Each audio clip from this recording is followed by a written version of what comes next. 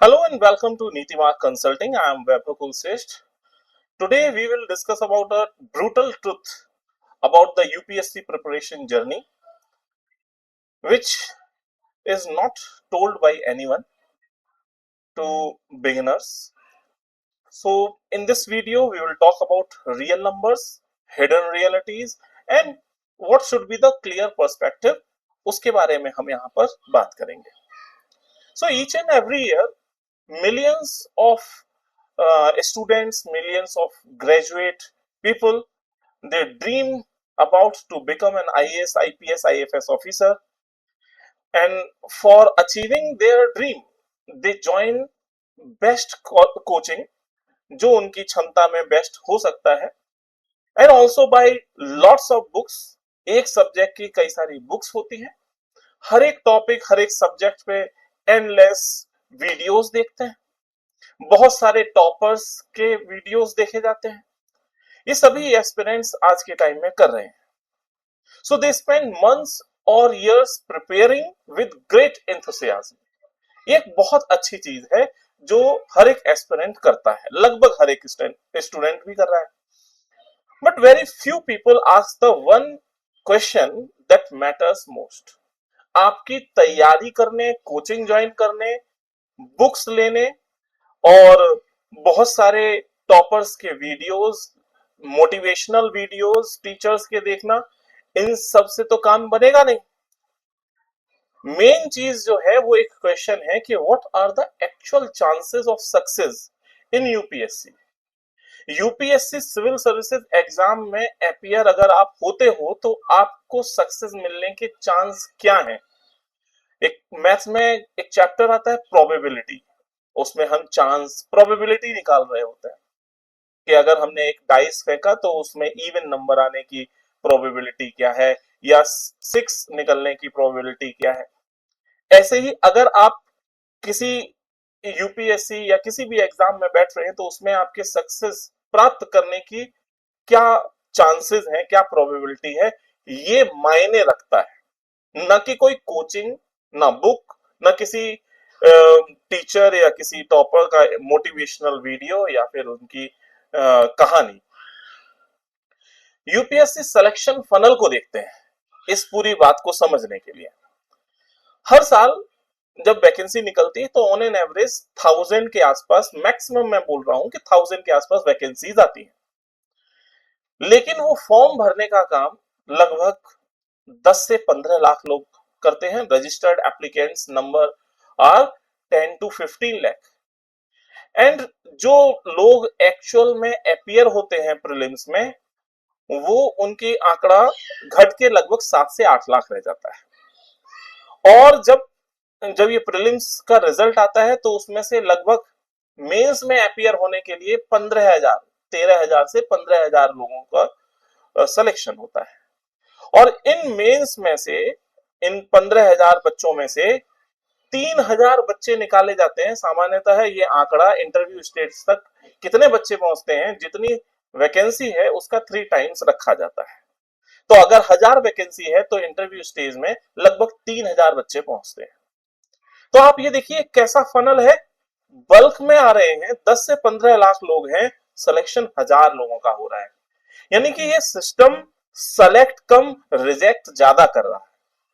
तो आपको इस फील्ड में तैयारी करने से पहले ये सोचना चाहिए कि मेरे सफल होने और फेल होने का आंकड़ा क्या होगा. What would be the probability of getting success in this exam.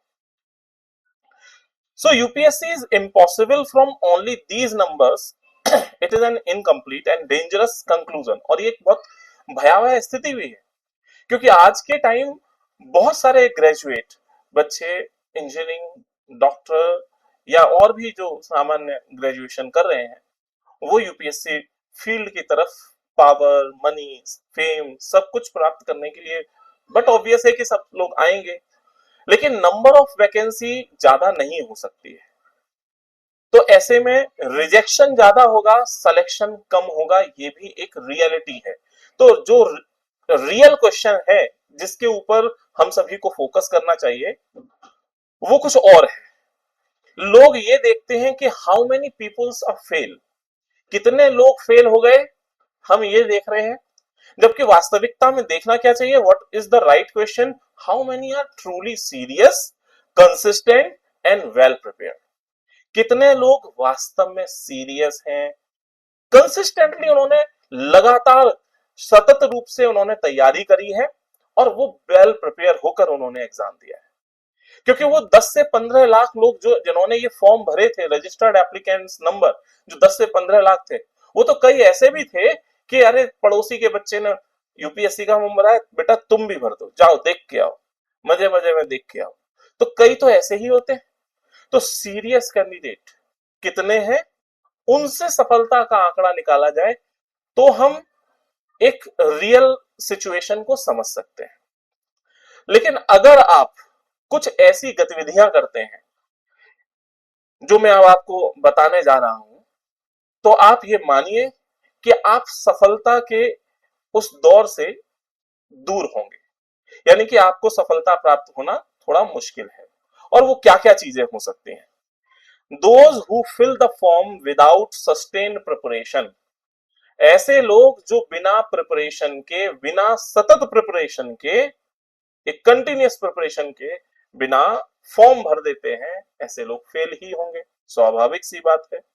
तो ये आप सभी के ऊपर है, आप सोचिए अपने लिए कि आप किस श्रेणी में आते हैं। दूसरा, दोज हु प्रिपेयर इरेगुलरली और स्विच बुक्स एवरी मंथ, और दूसरे ऐसे हैं जो सीरियस हैं लेकिन वो भटकते रहते हैं, आज मैंने ये किताब पढ़ ली, आज मैंने दूसरी बुक पढ़ ली, फिर तीसरे व्यक्ति ने बताई नहीं ये बुक नहीं पढ़ी तो फिर होगा ही नहीं सिलेक्शन, तो उस बुक को खरीदा, उस बुक्स को परचेज करके पढ़ने लगे। एक सब्जेक्ट पे हम हर महीने या बार बार नोट्स बदल बदल के पढ़ रहे हैं, बुक्स बदल बदल के पढ़ रहे हैं, तो भी सफलता नहीं मिल रही है। The third category, those who depend entirely on coaching without self study, ऐसे लोग जिन्होंने कोचिंग को ही ये मान लिया है कि यही आखिरी, इनके द्वारा बताए गए शब्द आखिरी वाक्य हैं और ये ब्रह्मा है और ब्रह्मा जी के मुख से निकलता है सत्य और यही सब कुछ सही बोल रहे हैं, उसी बात को हम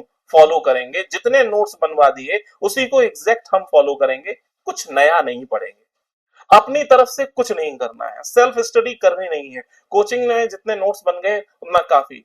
तो ऐसे लोगों की संख्या आज के टाइम में बहुत है और आई थिंक आप इस बात को अपने आप से रिलेट कर पा रहे होंगे।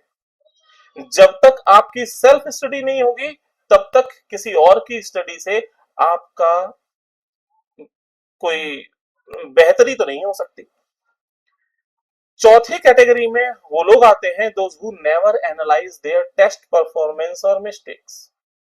कुछ ऐसे भी एस्पिरेंट्स देखने को मिलते हैं, मुझे अपने इस 10 साल की जर्नी में देखने को मिले, ये जब मैं पढ़ा रहा हूं और मैं 2010 में मैंने सबसे पहले इस यूपीएससी सिविल सर्विसेज एग्जाम की प्रिपरेशन करना स्टार्ट किया था, तो लगभग आप कह सकते हैं कि 2010 से मैं बहुत सारे एस्पिरेंट्स को देख चुका हूं, अपने साथ वालों और अपने स्टूडेंट्स। ऐसे लोग बहुत ज्यादा होते हैं जो एक तो कोचिंग के द्वारा बना दिए गए नोट्स पर ही निर्भर होते हैं और अपने स्टडी पर फोकस नहीं करते। दूसरा, ऐसे भी महान होते हैं कि वो कहते हैं कि मैं तो टेस्ट सीरीज लगाने ही नहीं जाऊंगा, मैं तो सीधे अपियर किस में होगा, यूपीएससी प्रीलिम्स में अपियर होऊंगा, मैं ये छोटे मोटे एग्जाम नहीं देता, मैं अपनी टेस्ट परफॉर्मेंस नहीं देता। तो टेस्ट देने का मतलब ही क्या हुआ, आपने कोई टेस्ट दिया, भाई मान लीजिए आप बीमार हैं तो आपका ब्लड टेस्ट हुआ, अब आपने किसी कंपनी से आपको ने बुलाया या किसी लेबोरेटरी पे जाके अपना ब्लड दिया, अब वो रिपोर्ट तो आपको चाहिए ना, उस रिपोर्ट को देखकर ही तो डॉक्टर बताएगा कि आप में कितनी सीबीसी है, आपके टीएलसी डीएलसी कितने हैं, सारी स्थितियां, वो सब आंकड़ों से पता चलता है ना। तो टेस्ट देने का मतलब सफल तभी होता है जब आपको आपके हाथ में रिजल्ट मिले, आपकी गलतियां क्या हैं, आपके कहां आपने बहुत अच्छा किया है, तो एप्रिसिएशन भी आपको चाहिए और आपको ये आइडेंटिफाई भी करना है कहां पर आप मिस्टेक कर रहे हो। और अगर आप इन चारों में से कोई भी एक गतिविधि कर रहे हैं या चारों कर रहे हैं या 1-2 कर रहे हैं, तो आप ये मान लीजिए सफलता आपसे अभी कोसों दूर है। तो अब व्हाई मोस्ट एस्पिरेंट फेल, बहुत सारे जो एस्पिरेंट्स है वो फेल क्यों होते हैं? Not a lack of intelligence, ऐसा तो है नहीं कि उनके पास बुद्धिमत्ता इंटेलिजेंस की कमी है। It is a combination of avoidable systematic failure, एक ऐसी स्थिति है फेलियर जिसको अवॉइड किया जा सकता है। एक सिस्टम के फेल हो जाने के कारण असफलता हाथ मिलती है। तो ऐसे क्या क्या कंडीशन है? पहला है no clear preparation strategy, preparation strategy ही क्लियर नहीं है। कुछ लोग जिन्होंने अपनी तैयारी, मान लीजिए उन्होंने कोचिंग ज्वाइन नहीं करी, कुछ ऐसे भी लोग सफल होते हैं, और कुछ लोग कोचिंग ज्वाइन करते हैं, कहीं ना कहीं से पढ़ते हैं। दोनों ही जगह से कोचिंग कर लिया, कोचिंग करने के बाद सेल्फ स्टडी हम कैसे करें, क्योंकि हर दिन अपने आप को सस्टेन, कंसिस्टेंटली मेंटेन करना, अपने उस रिदम को बनाए रखना एक बहुत बड़ा चैलेंजिंग टास्क है। तो प्रिपरेशन स्ट्रेटेजी हमारे सामने क्लियर ना होना। दूसरा, एक लॉन्ग टर्म स्टडी प्लान का ना होना, लंबे समय तक। चूंकि आप ये देखिए यूपीएससी की में 3 स्टेप आते हैं, प्रीलिम्स, मेंस, इंटरव्यू। किसी भी स्टेज से अगर आप आउट होते हो तो अगेन 1 साल के बाद अगली यूपीएससी की साइकिल में आप अपीयर होंगे, यानी कि टाइम ड्यूरेशन इस साइकिल का 1 साल का है। तो स्टडी प्लान भी 1 साल या उससे ज्यादा होना चाहिए। तो लॉन्ग टर्म तक सस्टेन करना, अपने आप को कंसिस्टेंटली उसको फॉलो अप करते रहना, और ऐसा स्टडी प्लान बनाना, ऐसा भी नहीं होता लोगों के पास।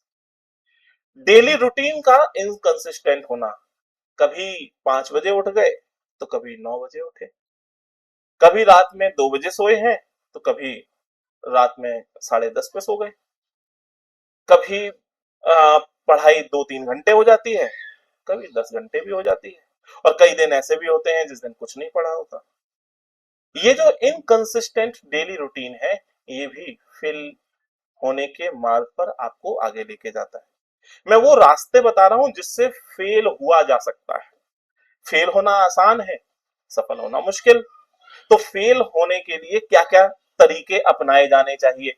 वही है कि भाई प्रिपरेशन स्ट्रेटेजी नहीं है, लॉन्ग टर्म स्टडी प्लान नहीं है, डेली रूटीन को हमने कंसिस्टेंटली फॉलो नहीं किया है, और सबसे महत्वपूर्ण, हमने रिवीजन नहीं किया, या बहुत सीमित रिवीजन किया, लिमिटेड और जीरो रिवीजन।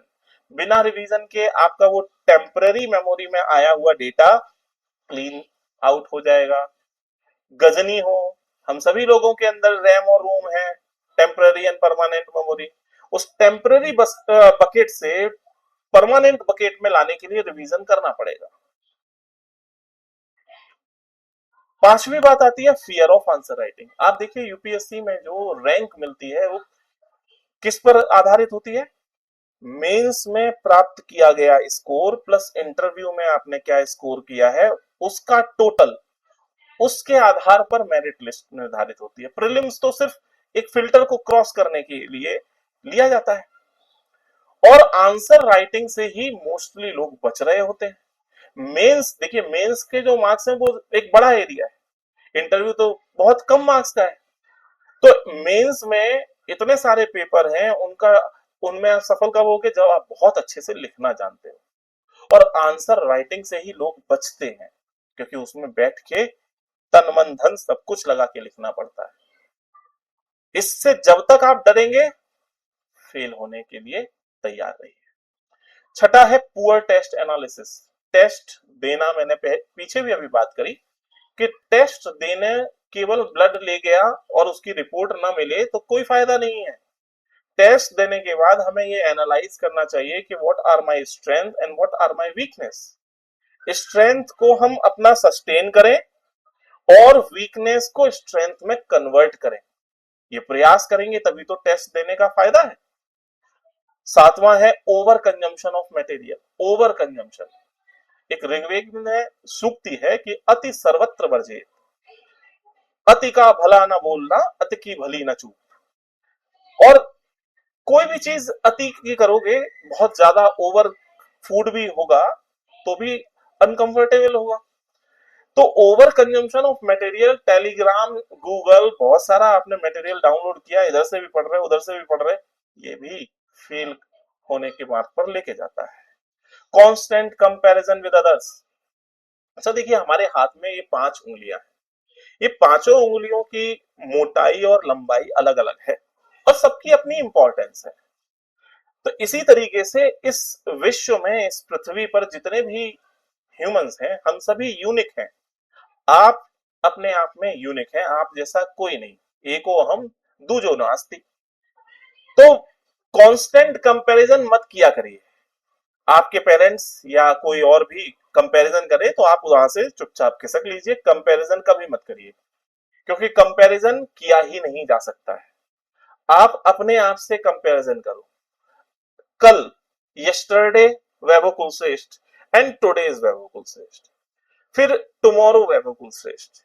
ऐसे ही आप अपने आप को रखिए कि मैं आज पिछले कल से बेहतर हो जाऊं, अगले कल में आज से बेहतर हो जाऊं। ये कंपैरिजन तो ठीक है, लेकिन दूसरों के साथ कंपैरिजन करना वो ठीक नहीं। No personalised mentorship.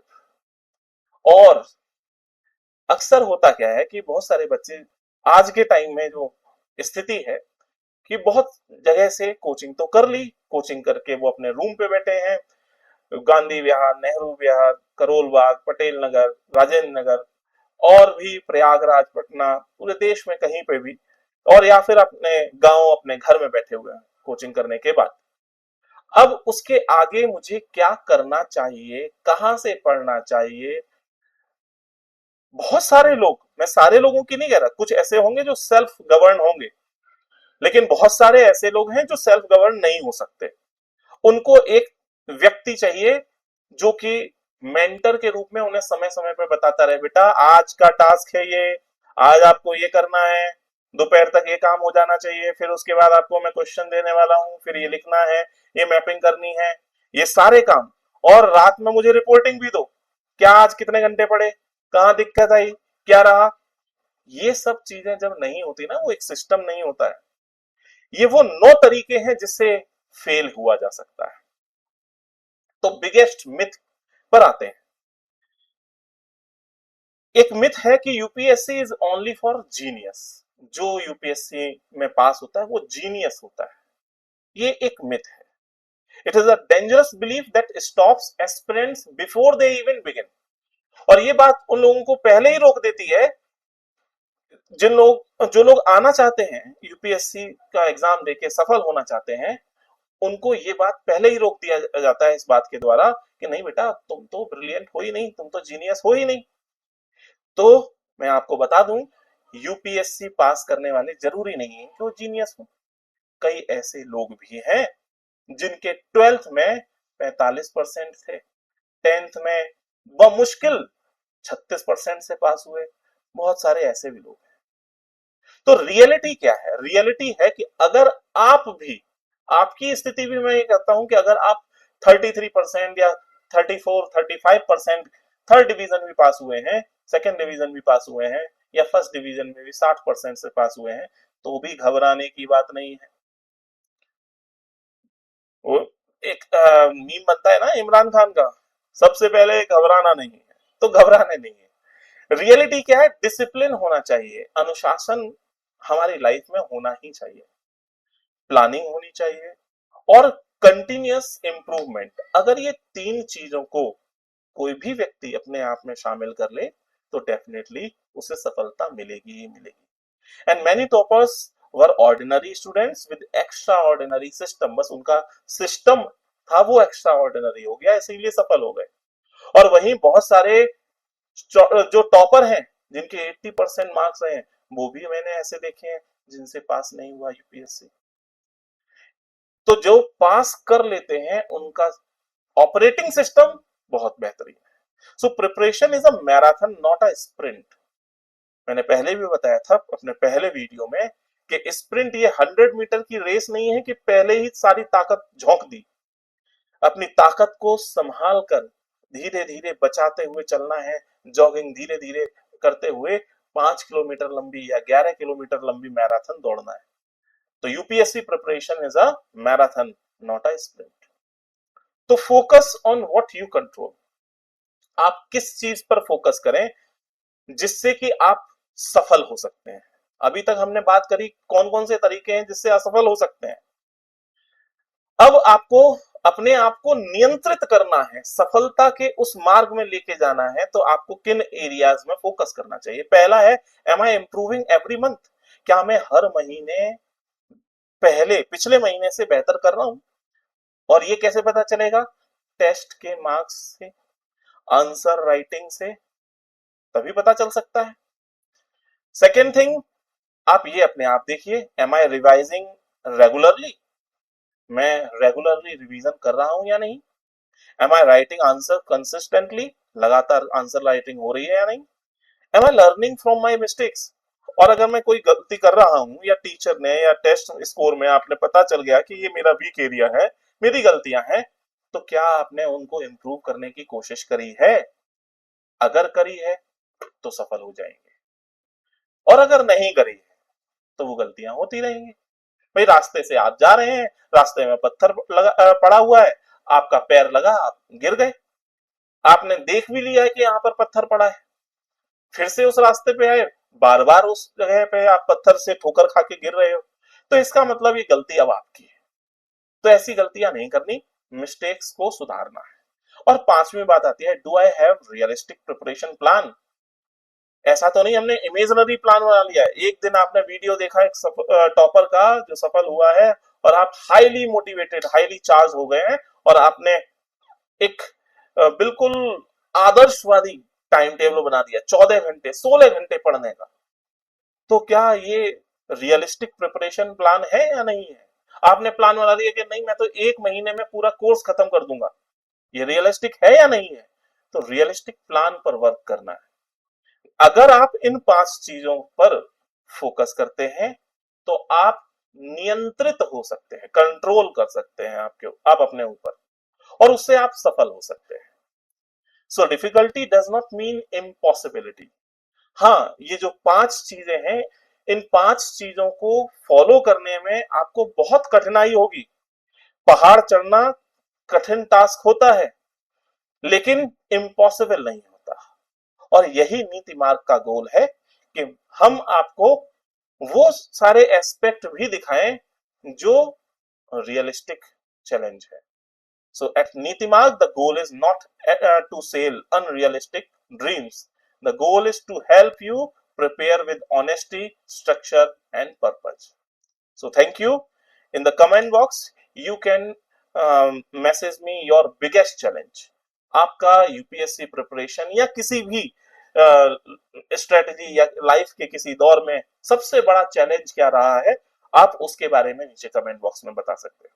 Thank you.